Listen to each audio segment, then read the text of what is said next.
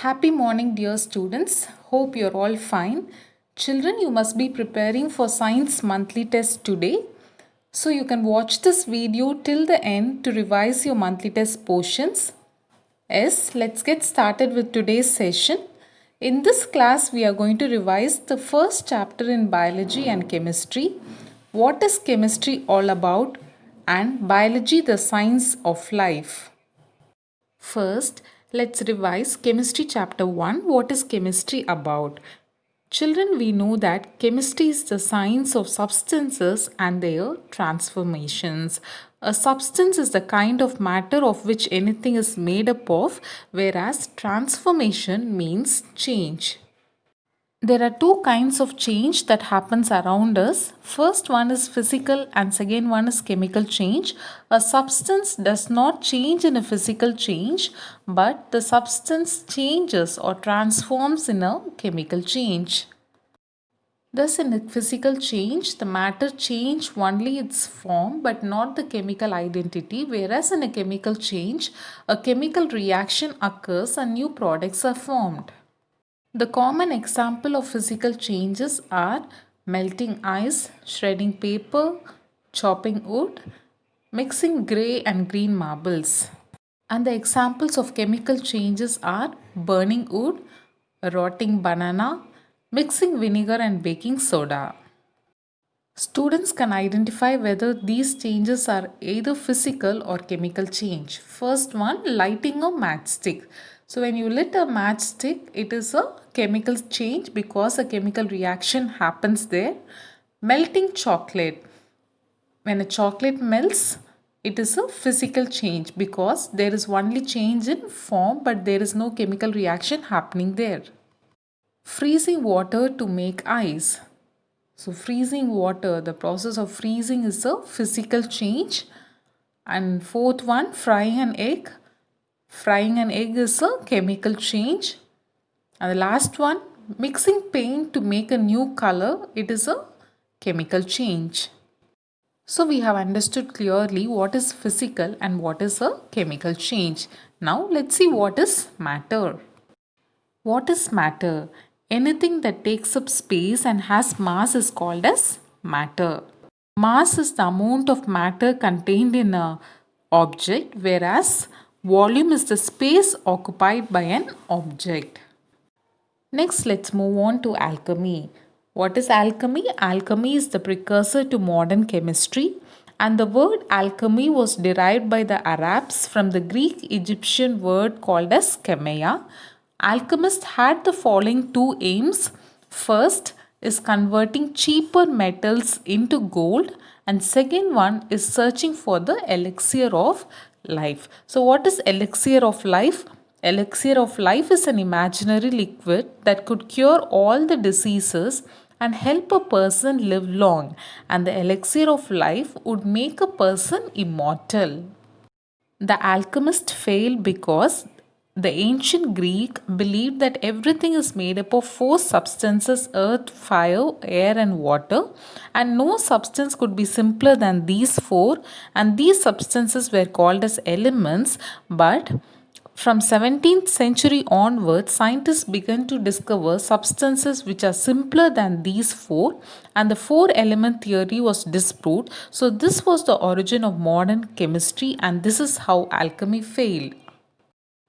After the failure of alchemy in the 17th century AD, Robert Boyle prepared a gas which was later identified as hydrogen, and in the 18th century AD, Lavoisier identified hydrogen again, and Lavoisier proved that hydrogen combines with oxygen to form water, and so water is not an element, and he disproved the four element theory.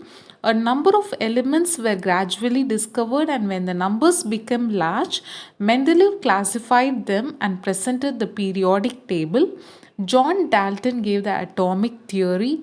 He gave the concept of the atom and the molecule in the year 1803, and the smallest part an element is made of is an atom. Atom of same kind combine to form molecule of an element, whereas atom of different kinds they combine together to form molecule of a compound. Hydrogen and oxygen are the examples of molecules of elements, whereas water, carbon dioxide, sulfur dioxide are the example of molecules of compounds. Next, let's see about Mendeleev. Mendeleev was born in a village in Siberia on 8th of February 1834. He went to a school near his village itself. Later, he got admitted to St. Petersburg University, from where he graduated at the age of 20. When he was 30 years old, he became a professor at St. Petersburg University, where he did his higher studies. And finally, St. Petersburg University became an international center of chemical research. And some of Mendeleev's favorite subjects were chemistry, physics, and geology. He also made valuable contributions to physics as well as geology, and one of the best known contribution of Mendeleev was the classification of elements. Many scientists made lots of attempts to classify the elements, but all their attempts failed. And it was then in the year 1869 Mendeleev put forth this law called as periodic law. He classified the elements on the basis of this law. He presented a table called the periodic table of elements, which he himself revised in the year 1871. He discovered elements called as scandium, gallium, and germanium.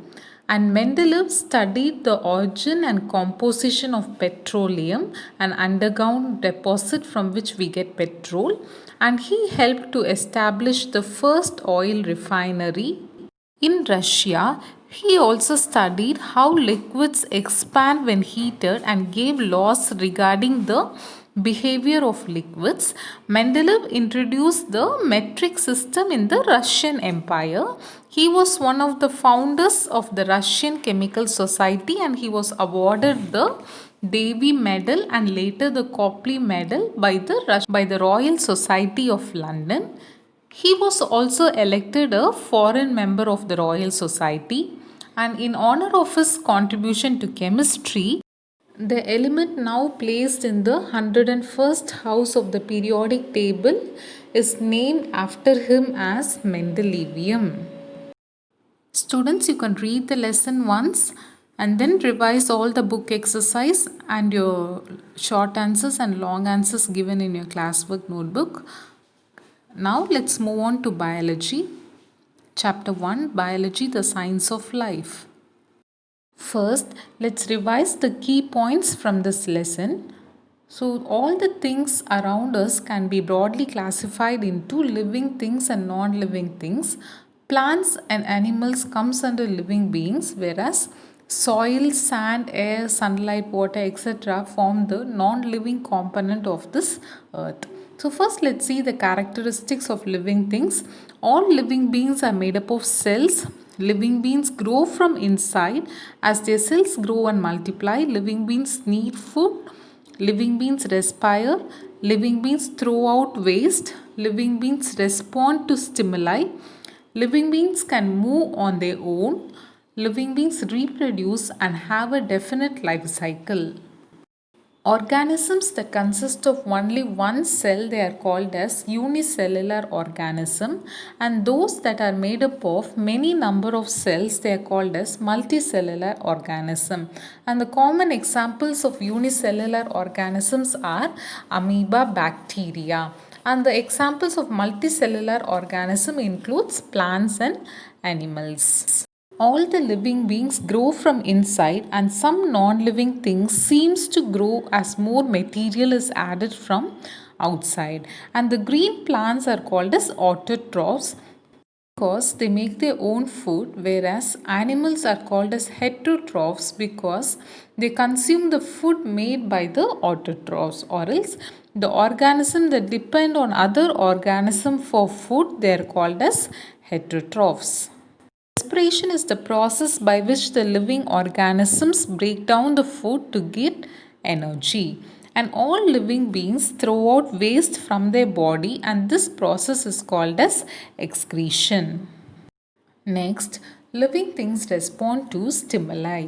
A stimulus is something that produces a response or a reaction, and all living beings respond to stimuli. So, when we touch something hot, we immediately withdraw our hand from that object. So, this is the response we give to a stimuli. Next, living beings can move on their own. Animals show locomotion and movement while plants can only move parts of their body. Those non living things that show movement need energy from outside to move. All living beings can reproduce. Reproduction is the process by which living organisms produce more of their own kind.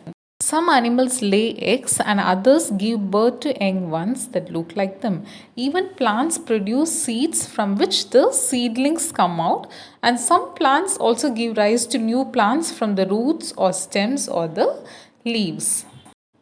Lastly, all living beings have a definite life cycle, which means they pass through stages in life like birth, growth, reproduction, aging, and death. And the time between the birth and death of an organism is called its lifespan. The lifespan varies from organism to organism, and the average lifespan of bacteria is just 20 minutes, while that of human beings is 75 to 80 years. Children, we have discussed the key points in both of these lessons. Now it's time for you to revise all your book exercise and your classwork notes. Thank you, children. All the very best for your exam. Thank you. Have a nice day.